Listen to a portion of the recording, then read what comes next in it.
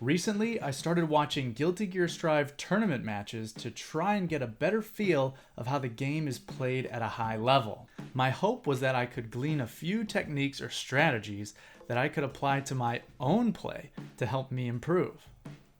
After only a few games watched, I had to genuinely ask myself, am I even playing the same game as these players? Welcome back to the channel, everyone. King Terrible here again.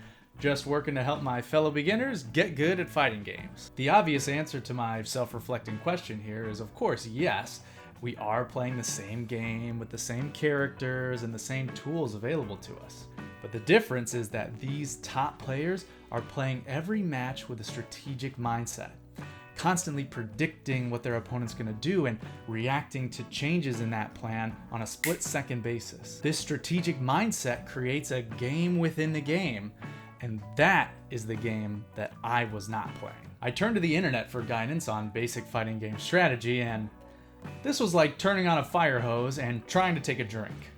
Trying to define and learn advanced fighting game strategy was very overwhelming and quite eye-opening. So to help out my fellow Terribles today, I've decided to use this video to help try and simplify what I've learned so far about basic fighting game strategy down into more digestible portions. Hopefully you get a better understanding of how to use these fighting game strategies to become a better fighting game player. And don't forget, if you like what you see here today, drop a like on that video and subscribe to the channel if you're new here and want to see more fighting game beginner guides. So where do we begin when trying to learn fighting game strategy? Well, there's no better place than round start. It's here that we're faced with our first fighting game concept, neutral. Neutral is any moment during a round where neither player is attacking or blocking, and both players have all of their movement options available to them.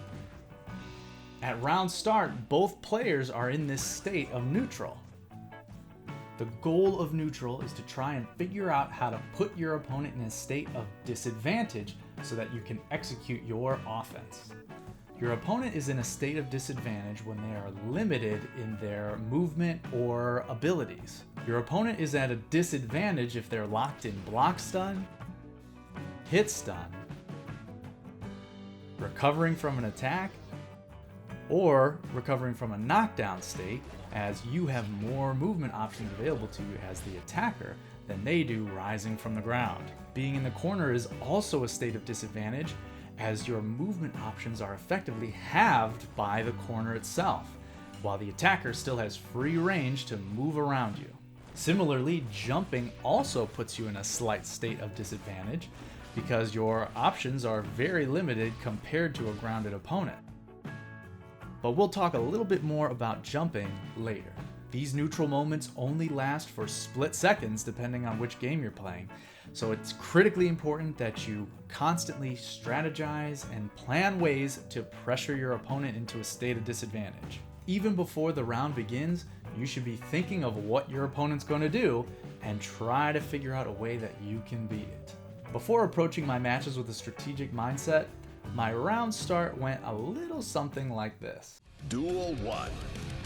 Hit my opponent with a big attack right out of the gate, hopefully land a counter hit, pressure them into the corner, and chip away at their health until I win. Rinse and repeat.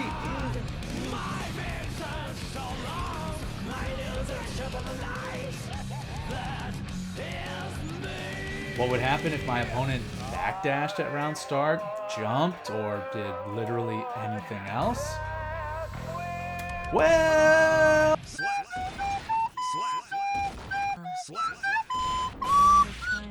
thoughtlessly pressing buttons is only going to get you so far.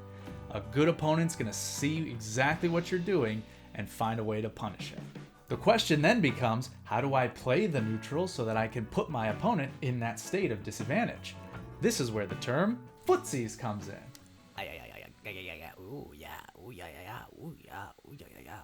Not that kind of footsies, but close. Footsies is the way that you can play the neutral to stick it to your opponent. The term footsies goes back to early fighting games where players would try and shuffle in and out of each other's attack ranges and hit each other with fast-hitting, long-range attacks called pokes. These pokes were usually kicks, and combined with the shuffling back and forth of the character's movement, the term Footsies was born. Since then, the art of Footsies has changed as games have become more complex, but the basics have essentially stayed the same throughout the genre. In its simplest form, Footsies can be broken down into 3 basic strategies that you can use to pressure your opponent into a state of disadvantage: poking, rushing, and countering. Poking is a game plan where you use fast, long-range attacks to pressure your opponent, denying their movement from a safe distance. Rushing is a strategy where you charge your opponent head-on and try to catch them with an attack from an unsafe distance. The trade-off here is that your opponent will likely be caught off guard by your aggressive move. Countering involves baiting or waiting for your opponent to whiff an attack and then hitting them while they're recovering. This can be very tricky and will take a lot of practice to perfect, as your timing has to be very close to perfect in order to hit these whiff punishes. These strategies interact with each other in a sort of rock, paper, scissors fashion, where poking beats rushing in beats countering, and countering beats poking. If you're rushing in, you'll run right into your opponent's pokes. If you're baiting your opponent to poke you, you can easily be caught off guard by an opponent rushing in.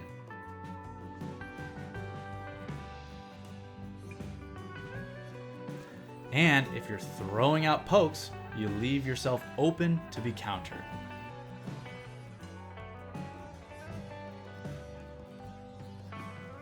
When playing with that strategic mindset, you should be predicting which of these strategies your opponent is going to do. You can base these predictions off of your opponent's character and what they normally like to do, as well as the observed tendencies that you've noticed from your opponent while you've been playing. For example, if last round your opponent was controlling space and holding you out with pokes, try countering them with a whiff punish. Your Footsies game plan should be fluid, as your opponent will try to adjust their game plan to your reactions. Perhaps mid-round, the opponent realizes that you're trying to counter their pokes, and they switch it up to rushing in at you to catch you off guard.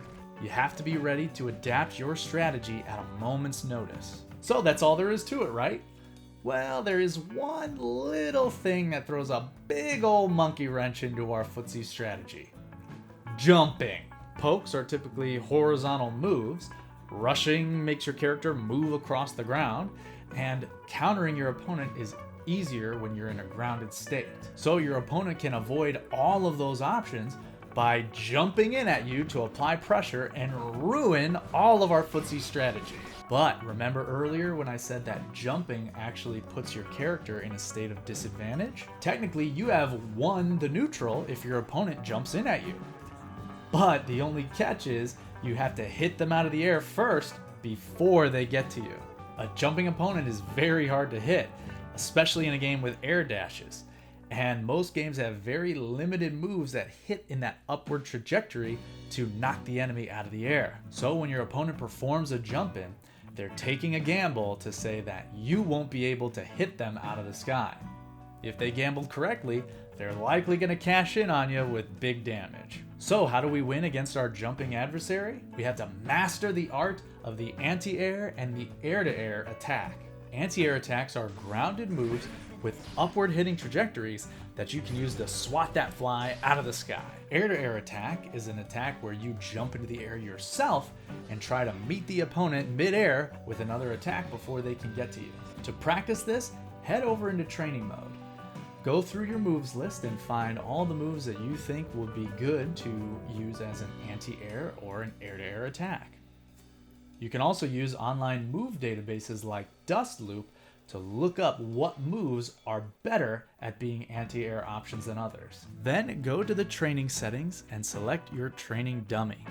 Ensure that you have buttons mapped to play, record, and reset positions. Press record once to control the training dummy. Press play in this state to change what slot that you're recording to. Once you have the slot selected, press record again to start recording. When you have finished recording, press play one more time to save your recording in that slot. Record the training dummy doing a variety of jump-in attacks or jump blocks using different heights and angles in each recording slot. Then set the recording to random and press play. Use your anti-air attacks to try and beat all of the programmed jumps. You can even go to the record settings under training settings and enable play after position reset so the recordings will play automatically if you reset the character positions.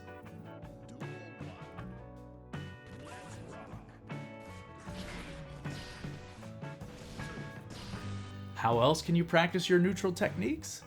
Practice your character's pokes by recording the CPU doing random sporadic movements in all 5 slots. Set the playback to random and try to hit them with your poke attacks at range for each of your moves. Practice rushing by recording the CPU putting out multiple attacks with random spots where you don't attack. Leave those gaps as long or as short as you want to. Wait for these windows and attempt to rush in. Practice countering by recording the CPU putting out grounded pokes in random slots and try to punish them during their recovery.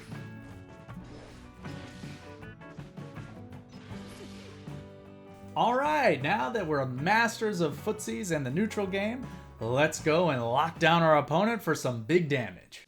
Duel 1. Let's rock. How did their jab hit? Shouldn't they have been locked in block stun? The answer lies in the secret of the frames. The truth is out there.